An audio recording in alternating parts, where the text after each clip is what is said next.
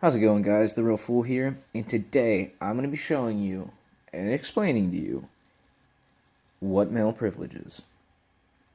No, I'm just kidding. I'm actually going to pick apart why male privilege isn't a real thing, and you know, everyone always acts like people legitimately think nowadays that men have more privilege than women, men have more rights than women.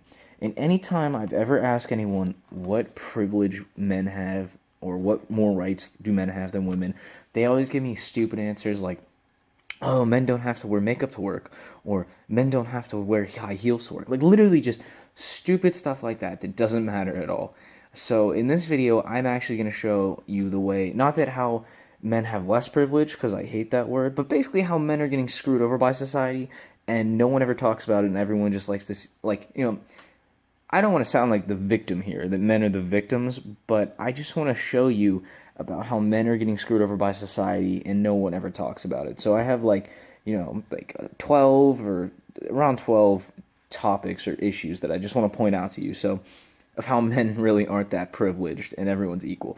So the first issue is that men are more than twice as likely as women to be homeless. So that means that 2/3 of the population in America that's homeless is men, which I'm sure the average NPC person doesn't realize that, but that's pretty astonishing.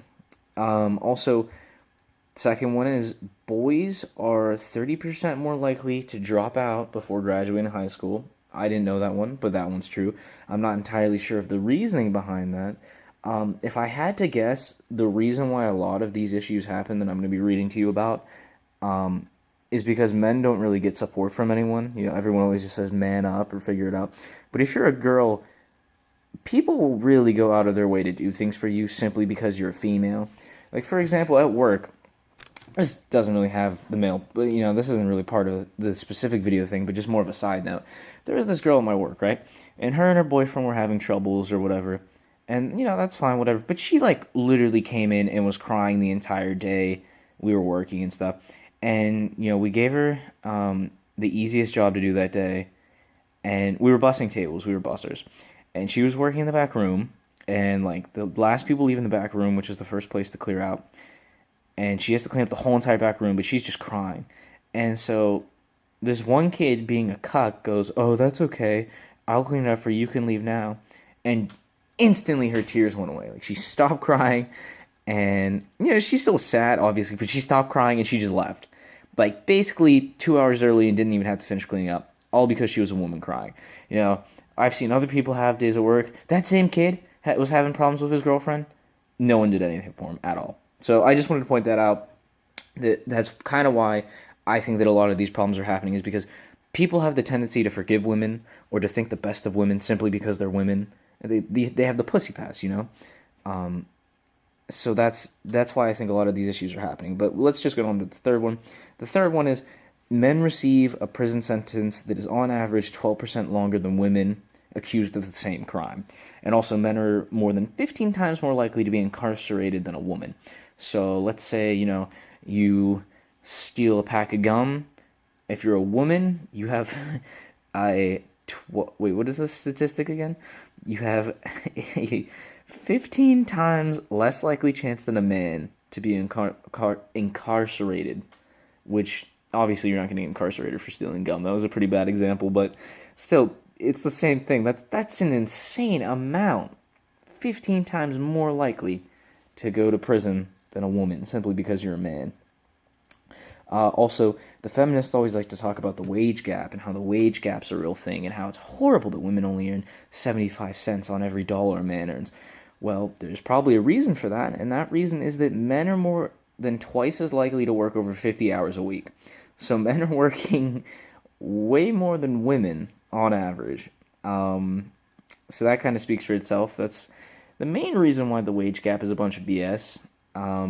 But I'm not going to try and get too much into all these topics I'm talking about. This is kind of like the abridged version, because I could make a separate video on each one of these. There's just so much to talk about. So the next one is that, oh, look at this. Men account for 93% of the workplace deaths. And I'm assuming this number is so high because women typically do, like, nursing, teaching, low-risk professions, You're not probably gonna get crushed by anything teaching school, but if you're like an oil worker or a construction worker or something, there's a good chance you're gonna get hurt. So I think that statistic is that way because men typically take undesirable jobs, heavy labor jobs, jobs where you can really get hurt. Women typically tend to take easier jobs, not necessarily, usually easier jobs physically. So that's why I think that number is so skewed in the favor of men getting killed in workplace accidents. Um, oh, here's another fun one. Men are more than 3 times as likely to be a victim of homicide than women. So men are 3 times more likely to be murdered than women, which, whether that's because, men will talk more and perhaps get in an argument, or that people just don't feel like killing women, women get away with everything, right? If a woman slaps you or starts hitting you, most people aren't going to do anything back because that's simply the way they've been programmed. That's the way they've been raised. So that's one of the reasons I think that statistic could be like that. Obviously, there are plenty of other reasons you could think that's like that, but that's my main one, is that, women slap men and men don't really do anything. The next one on this list is that people assume that men are pedophiles if they're around children, which I'm a young guy and I definitely still kind of feel this. Like, I take my brother to parks all the time. I do a lot of stuff around kids and stuff, and people will just give you dirty looks. Like, usually women give you dirty looks. Or like, people that are obviously cucks. But it's not good. Like, if you're taking your kids to a park and you're sitting there, people will think you're a pedophile. There's many cases. You might think this is funny, but this is real.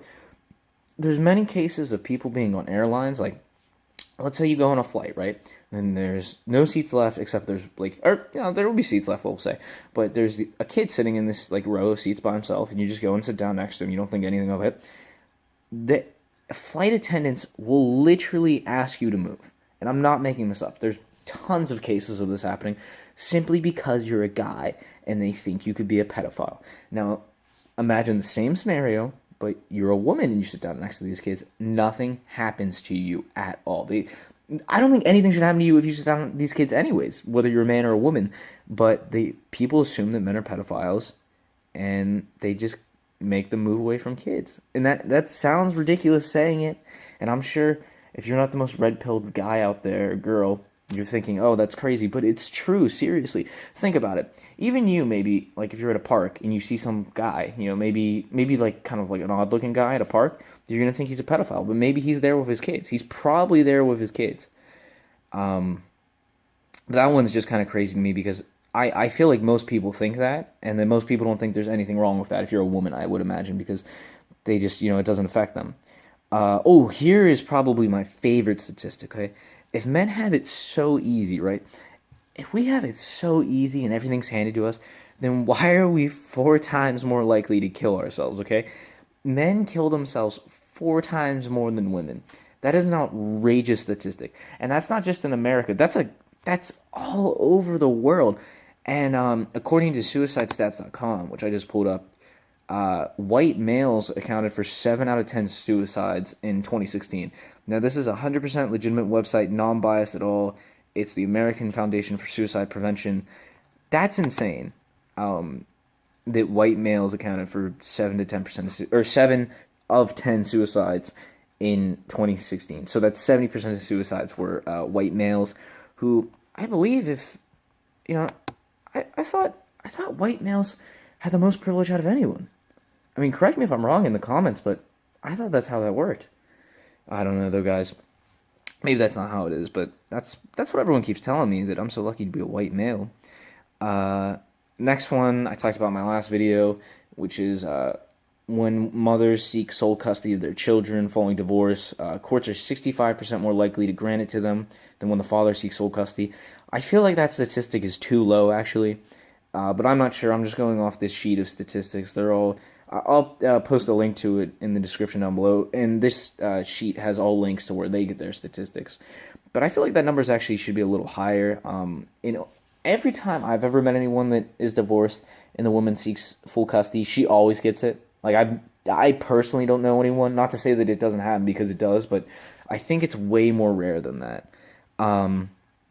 Here's another one. Men are still forced to pay child support, even if it's a child they never wanted. So You can't give your kid up for adoption. Well, that's like a gray area. I'm not really going to get into that. But the next one is if a man is passed out and the woman has sex with him while he's passed out, if he gets raped, no one really considers it rape, and he actually still has to pay child support, even if he was passed out and raped, to have a kid. That's pretty insane, but that's the ways our laws are set up because, like I keep saying, no one cares about men, okay? Nobody cares about men. Everyone just thinks, man up, it's all about the women. And I don't know if that's some sort of ploy to divide us or if people are just too stupid to realize that all this horrible stuff is happening to men.